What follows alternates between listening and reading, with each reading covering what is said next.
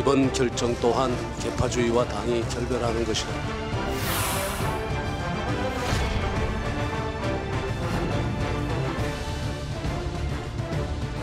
의정활동을 통해서 성과를 내실 경우에는 21대 공천에서는 충분히 그 부분으로 다시 가점을 얻으실 수 있다고 생각을 합니다.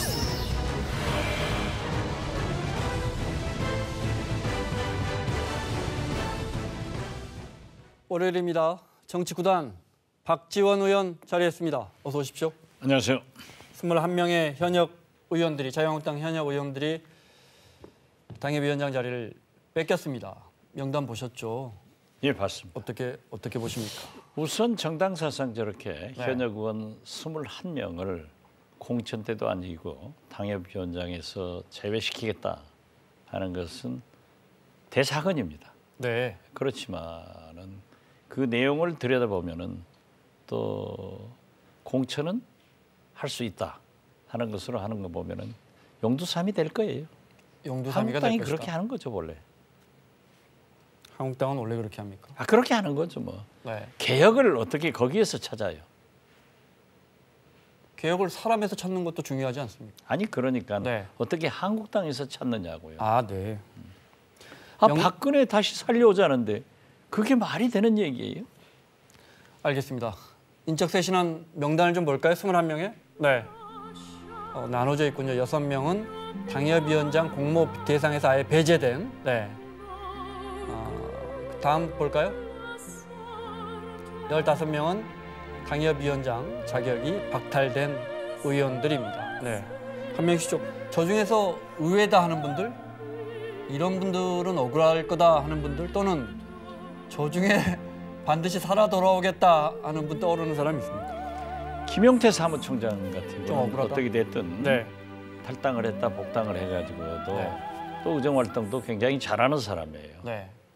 그러나 자기가 칼질하면서 자기도 탈당했다 복당했기 때문에 책임지겠다 하는데 저분은 다음에 공천될 거예요. 네.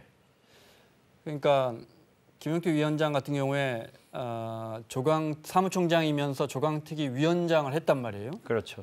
조직강화특위에서 이번에 명단을 발표했는데 그 위원장이 스스로 날아가 버린 셈이에요. 그렇죠. 그렇지만 그렇기 때문에 명분은 나부터... 아마 복당판, 당이 깨지는데 뭐 일조했다 이런 것 때문에 명단에 오른 것 같은데. 나부터 기준을 네. 지켰다. 네. 그렇지만은 저분에 대해서는 평가가 네. 좋아요. 또 의정활동도 잘하시는 분이고. 네.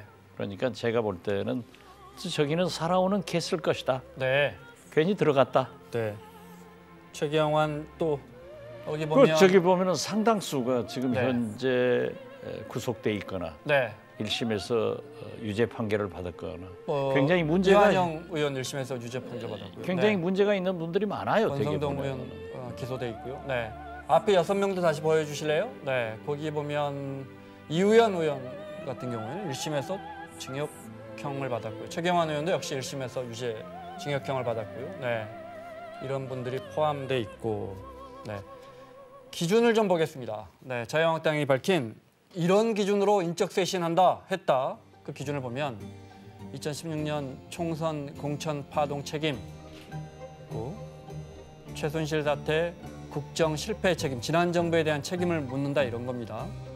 분당 사태 책임은 아마 이제 복당파 이른바 복당파 의원들이 이름을 올린 이유 같고요. 지방선거 패배의 책임, 또 1심 유죄 판결 난 의원들, 핵심 지지 지역 변화와 쇄신, 네, 이러는 건데 그러면 네. 자 황교안 총리 같은 분은 아마 아직까지 입당을 하고 있는지 안 하는지 잘 모르겠습니다만 쇄신한 대상이 아니죠. 네. 대상은 아니죠. 네. 그렇지만은 최순실 사태에 대한 가장 직접적인 책임이 황교안 전 총리에게 있고 네. 대선 지방선거 패배의 왕초 책임은 홍준표. 네. 또 멀쩡한 서울시장 내놓고 당시 민주당한테 헌납해준 그리고 휴가 갔다 온 네. 오세훈 전 시장은 이거 어떻게 되는 거예요? 무슨 말씀인지 알겠습니다. 그런 분들은 네. 대통령 후보로 당대표로 다 된다고 하고 저 현역 의원들이 저렇게 되면은 그러니까 거듭 말씀드리지만은 이제 새 전당대회가 있잖아요. 네. 2월 달에 있으면은요. 또 저분들이 표를 가지고 있어요. 그렇기 때문에 당대표 나올 분들은 또 무슨 얘기를 할 거예요. 일단 끝나는 홍준표 거예요. 전 대표 같은 경우엔 당협위원장도 아니고 현역 의원도 아니니까 대상자는 아니지만 의원님 말씀은 입당한다는 황교안 전 총리는 최순실 사태 국정 책임 실패, 국정 실패 책임 이 부분에 걸리고 예. 홍준표 전 대표 같은 경우에 지방선거 패배 책임 이 부분에 걸리고 대선 패배 책임. 대선 패배에도 물론 후보였으니까 네 여기에도 걸리고 오세훈 시장 같은 경우 전 시장 같은 경우에는 이제 한참 동안 당을 떠났다 들어왔는데 이런 분들이 어떻게 당권에 도전하겠느냐. 사실 오늘날 박원순 시장이 왜 탄생했습니까?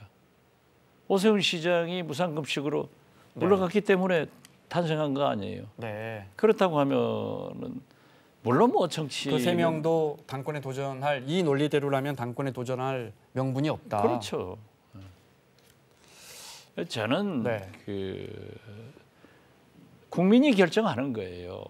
투표에 나와서 국민이 안 찍어주면 정치는 끝나는 겁니다. 네. 그런데 저렇게 이제 구색 갖춰놓고 한다 하는데 제가 굉장히 잘했다라고 평가했는데 나중에 보니까 공천의 길은 열어놓겠다. 이게 뭐예요? 네. 이 국민 기만 아니에요? 그 부분에 대한 나경원 원내대표의 이야기 먼저 들어보겠습니다. 의정활동을 통해서 성과를 내실 경우에는 이번에 당협위원장에서 배제되는 것이지만 다음 21대 공천에서는 충분히 그 부분으로 다시 가점을 얻으실 수 있다고 생각을 합니다. 그러면 왜 해요? 네. 그리고 또 뭐 사실 저도 원내대표 3번 해봤지만 네. 했습니다만은 그래가 제가 처음부터 그런 거예요. 현역 의원이 현실 정치를 해나가고 국회에서 막강한 여당과 투쟁을 하는 겁니다. 네.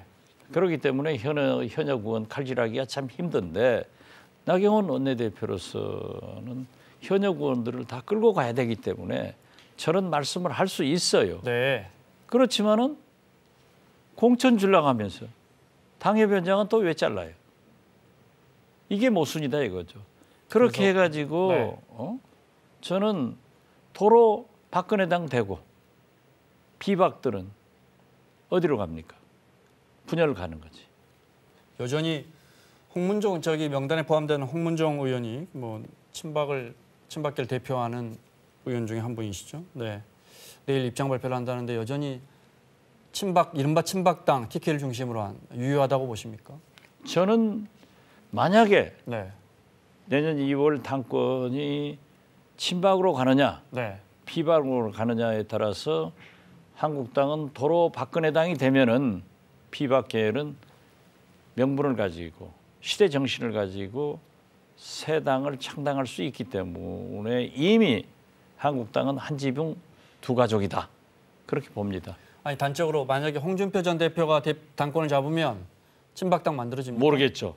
그럼 홍준표 대표가 네. 지금 현재 침묵하고 있는데 홍준표 대표의 입을 한번 주시할 필요가 있어요. 이분은 잘 있거든요. 네. 명석한 분이라 어떻게 치고 나오려는지는 지금 잘 간파하고 있을 거예요. 당내 다수인 친박계와 연대할 수도 있다 이렇게 그렇죠. 보시는군요. 네. 그럴 수도 있고 그러면 친박당 만들어질 가능성은 매우 낮아지고요. 그렇지는 않을 겁니다. 그렇지는 않고. 왜냐하면 네. 홍준표 대표 제가 여쭤보고 싶은 게 그 대구 부분입니다. 달성구에다 네. 당협위원장을 신청해 놨잖아요. 네. 홍준표 대표 만약에 당권을 잡더라 하더라도 홍문종 의원이나 정말 지난 정권을 대표하거나 친박계를 대표하는 의원분들에게 공천을 주기는 쉽지 않을 거란 말이에요. 그러니까요. 네. 그러니까 저는 홍준표 대표가 어떠한 길을 선택하는가에 따라서 굉장한 무게추가 달라지는 거예요. 네. 그렇게 되면은 도로 박근혜당이 아니고 네. 친박들은 나와서 친박근혜당을 창당할 수 있다. 네. 그렇기 때문에 어떤 경우에도 지금 현재 물과 기름이 합쳐질 수 없기 때문에 저는 한국당은 분열할 것이다. 네. 이렇게 봅니다. 알겠습니다. 자막에 홍준표 쇄신 대상에서 제외라고 했는데 홍준표 전 대표는 기본적으로 당협위원장도 아니고 현역 의원도 아니기 때문에 그러니까 표본에도 들어가지 않습니다. 네. 이은재 의원도 세신 명단에 올랐던데 혹시 일본말 많이 써서 그런 겁니까? 뭐 제가 이은재 의원 탈락한 것까지 제가 얘기하면 그렇죠. 알겠습니다. 또 일본말로 저 야단치면 어떻게 해요?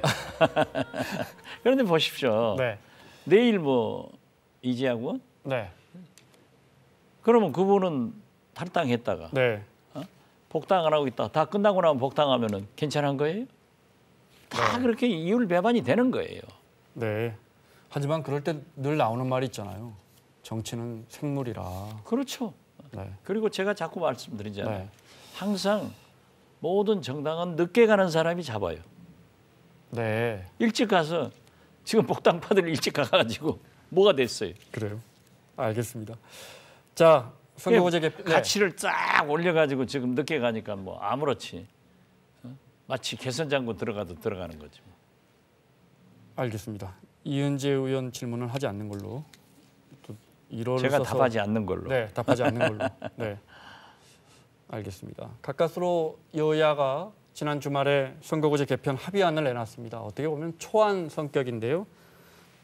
덕분에 손학규, 이정미 대표 어렵게 단식을 접을 수 있었는데 먼저 야 3당의 이야기 들어보겠습니다.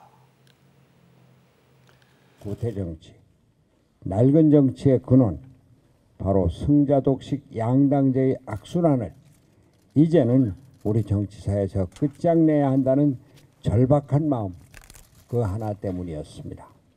국민들에게 신뢰받는 국회를 만들 수 있는 이 골든타임을 넘겨버리면 이제 이 기회는 두 번 다시 오지 않는다. 지난 30년을 기다려왔던 이 세월의 무게를 생각하며 이 싸움을 긍정적으로 역사상 처음으로 정치판 근본 개혁의 문이 열렸습니다. 특히 5당이 합의했다는 것, 또 청와대가 확인했다는 것, 전적으로 우리 손학규, 이정미 두 지도자의 희생적 실천 덕분입니다. 갑자기 생각난 건데 정동영 대표까지 단식을 하셨다면 당연히 그림은 좋았겠죠. 더 그림은 좋고 단식에 힘도 더 있었을 정동영 거다. 대표도 네. 또 뭐 단식 안 하고 청와대 앞에 가서 밖에서 피켓팅도 하고 그랬습니다. 피켓시에서 네. 역할 분담했기 때문에 네. 세 분이 만약에 다 박지원이 고생한 건 당대표였다면 단식하셨겠습니까? 같이? 나도 한다.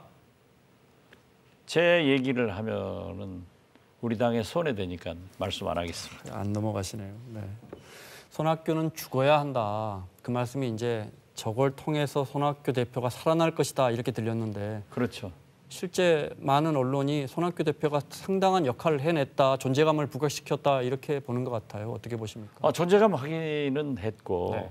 그 금메달은 손학규 대표가 땄죠. 네. 그렇지만 기왕 했으면 며칠 더해서 네. 확실하게 받아냈으면 좋았을 건데 그 결과가 지금 이 말하고 저 말하고 다릅잖아요. 그런데 이제 잠시 후 여쭤보겠지만 사실 거기서 여야가 선거구제 개편이 무슨 뭐 작은 일도 아니고 거기서 협의하는 거는 결국은 큰 틀의 합의밖에는 얻을 수 있는 게 없지 않았을까요? 그렇죠. 네. 그러니까 저는 뭐라고 하더라도 심상정 네. 정개특위위원장을 주시해야 됩니다. 왜 그렇죠? 사실 문재인 대통령이 심상정 대표에 대한 큰 부채를 가지고 있어요. 네. 문재인 정부가 출범해서 또 지난 대선 과정에서 심상정 대표가 경쟁 후보로 싸워줬지만은 결국 문재인 대통령 당선되는데 기여를 해줬고 네. 지금까지 이 문재인 대통령의 성공을 위해서 기동 타격대 노릇을 해줬단 말이에요.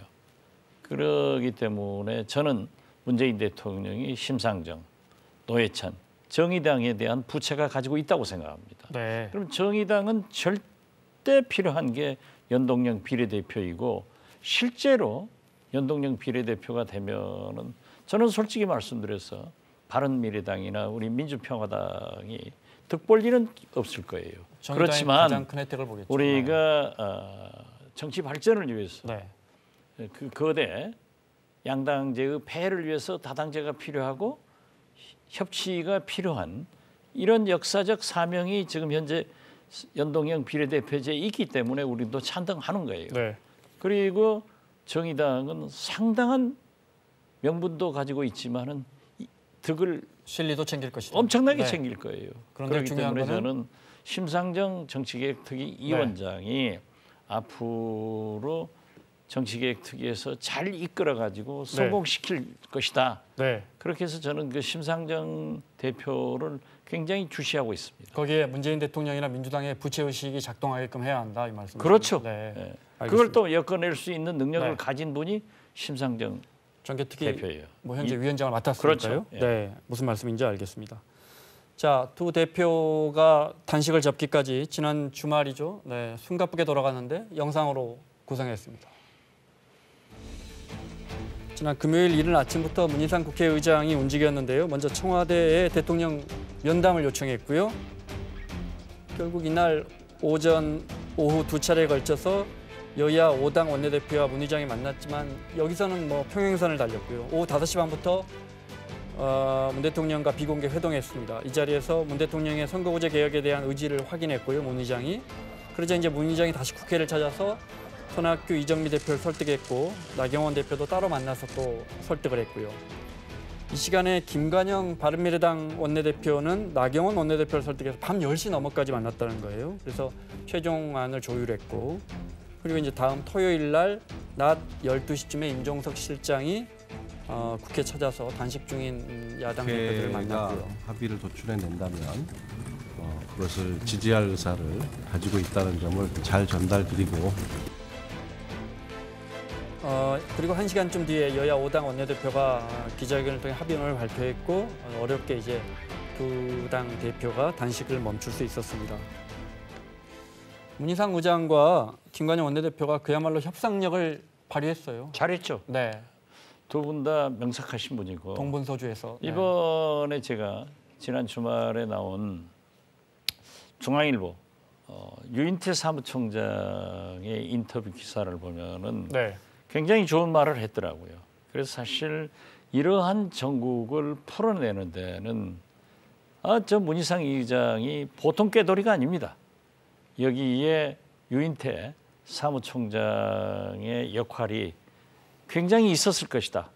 그래서 저는 앞으로 국회가 잘 이끌어내는 데는 문희상 의장의 리더십과 유인태 사무총장의 역할이 굉장히 필요하다.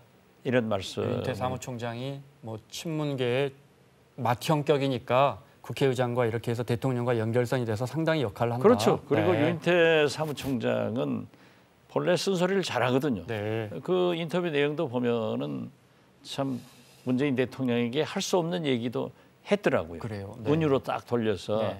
그런 거 보면은 이번에 문희상 의장이 뒤에는 네.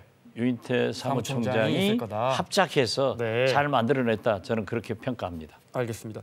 그 문 대통령이 저 문희상 의장 만날 때 갑자기 문 대통령이 내가 지금 하는 이야기 녹화해도 좋다. 카메라 불러라 이랬다는 거 아니에요? 네. 그 부분은 어떤 그건 배경이에요? 이제 네. 대통령의 진정성을 네. 자꾸 3야당이나 네. 한국당에서 의심하니까 난 이런 의지를 가지고 있다 네. 하는 것을 담보시키려고 하는 네. 고도의 정치 술이겠죠.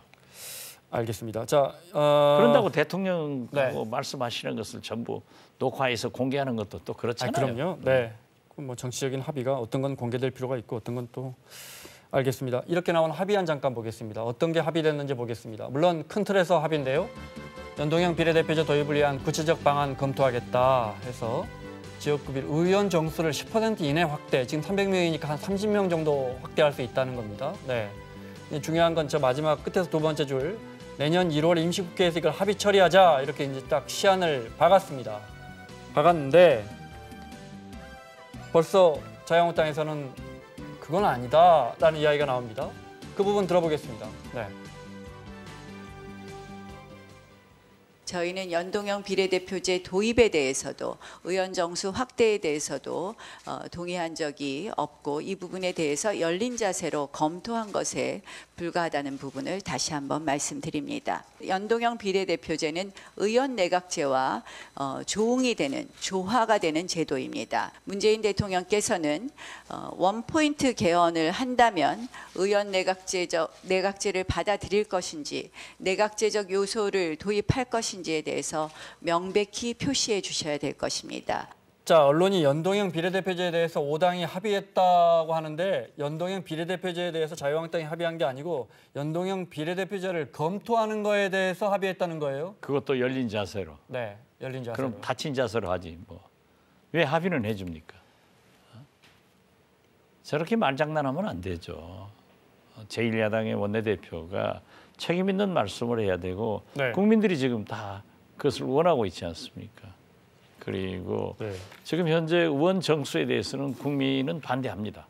우리 국민은 왕따 국회를 왕따시키는 걸 제일 좋아하거든요. 의원 정수 줄이자, 또 국회 없애버리자 하는 네. 의견도 많이 나올 거예요. 그렇지만 민주주의의 기본인 국회가 잘 돼야 되는 거예요. 제왕적 대통령의 권한을 축소시켜야지 오히려 국회의 권한은 강화시키는 게 좋습니다. 네. 그런데 지금 현재 우리나라가 단원제이고 인구가 5천만인데 300명 가진 18만을 선거구로 드는 국가는 세계에서 거의 유일해요. 네. 그렇기 때문에 어느 정도 의원 정수를 늘려서라도 50표로 지지받고 90% 의석을 차지하는 40%는 주인을 잃어버리는 네. 국민의 주권을 찾아주자는 거기 때문에 열린 자세면 좀 긍정적으로 봐야지 열린 자세로 합의했다고 해놓고 또 닫힌 자세로 말하면 되겠어요? 지금 제도에서 유권자가 찍은 40%의 표는 그 거기가 지금 표심이 없어지는 드러나지 거죠. 않고 날아가 버리기 때문에 그렇죠. 네, 그 말씀을 하신 거죠. 40%는. 네. 의원 이제 쉽게 말하면 국회의원 뽑는 방법을 고치는 부분에서 제일 어려운 부분이 말씀하신 국회의원 수를 늘려야지만 이게 지역구를 크게 건들지 않고 비례대표를 가진 비례의원들만 이제 순정 늘릴 수 있습니다. 그렇죠. 차라리 그러면 여야가 합의를 하는 순서가 의원 수를 늘릴까 말까 여기서부터 늘린다면 몇 명 늘릴까 여기서부터 시작돼야 한다고 보십니까? 합의가 10% 정도 늘린다고 했으면은 네. 우선 국민을 더 설득해보고 네. 합의대로 해야죠. 네. 지금 현재는 대개 한 60명 정도, 네, 360명. 예, 네. 한 20%를 증가를 시켜야 연동형 비례대표의 정신을 살려서 그렇죠. 사표 방지하고 내표 지키는 그리고 지역구도 그런 게 거의 지금 그대로 갈 수 그렇죠. 있는데. 네. 그대로 가지만은 네. 만약에 국민이 용납하지 않고 네. 10%라도 증가를 시켜서 합의했다 하면 그대로 가야지. 네. 또 합의해놓고 안 지키고 하기 때문에 자꾸 불신이 생기고 싸움만 네. 하니까 국민들은 차라리 국회의원 없애라, 더 축소해라 하는 얘기가 나올 거 아니에요. 네. 자, 듣고 계시는 시청자 여러분 어떻게 생각하십니까? 국회의원 300명인데 30명 정도 늘릴 수 있는지, 많게 한 60명 정도 늘릴 수 있는지, 네, 이른바 국회의원의 비례성, 네, 정당 투표에 의한 비례성을 강화하자는 건데 이 부분에 대해서 단식 때문에 국회를 찾은 임종석 비서실장과도 약간의 공방이 있었습니다. 네, 손학규 대표와 들어보시죠. 난 그러면은 단식 못 풀어요. 아니, 내가 그냥 단식하는 게 아닙니다. 의원 정수에 대해서도 국회에서 합의를 하면 그것을 따르고 지지하겠다는 말씀을 한마디 하세요. 다시 제가 말씀드릴게요. 그러면 구체적인 부분은 사실은 국민 여론을 들어가면서 국회가 합의할 문제라고 생각합니다. 그러면 가세요. 난 그냥 아니 가만히. 왜 아니 의원 정수라는 말을 왜 한마디도 못해요? 그걸 왜 저한테 지금 얘기하시지 마시고 아니 대표님. 왜 왔어요 그러면? 고당 대표님들이 오셨을 때 이미 여러 번 대통령과 자리에서 확인을 하셨으면서 굳이 또 확인하시려고 하는 이유를 저는 사실 잘하시는 잘 왜냐하면 모르겠어요. 집권 정당 안에서 다른 목소리가 나오기 때문에 그렇습니다. 자, 이렇게 질문 드릴게요. 저게 대통령이 약속할 문제인가? 사실은 국회가 법으로 해야 할 문제인데 손학규 대표 입장에서 민주당이 워낙 안 움직이니까 대통령이 먼저 좀 이야기 좀 해달라는 거거든요. 근데 저도 비서실장 해봤고 집권 여당에서 5년간 해보았지만은 대통령의 뜻이 네. 민주당으로 전달되는 거예요. 저렇게 막아버리면 안 되는 거죠. 그럼 만약에 저기서 임 실장이 뭐라 약속하면 자유한국당이나 이런 데서 아니 청와대가 뭔데 국회가 합의할 문제를 약속을 해버리냐. 아니 그러니까 네. 말하는 방법이 다릅죠. 잘 검토해보겠다. 네. 잘 민주당과 상의해보겠다. 이런 식으로라도 얘기를 해야지 딱 끊어버리면서 손학규, 이정미, 정동영에게 따라와라. 이건 아니죠. 저러니까 안 되는 거예요. 알겠습니다. 1월까지 선거구제 개혁 한다고 일단 도장은 찍었는데 어떻게? 지금 안 되게 돼 있는데 뭘 그래요. 지금 벌써 다른 소리 나오잖아요. 네. 한국당에서 다른 보시죠. 소리 나오고. 네. 네. 되려면 어떻게 해야 합니까? 되려면은 합의된 대로 지켜야죠.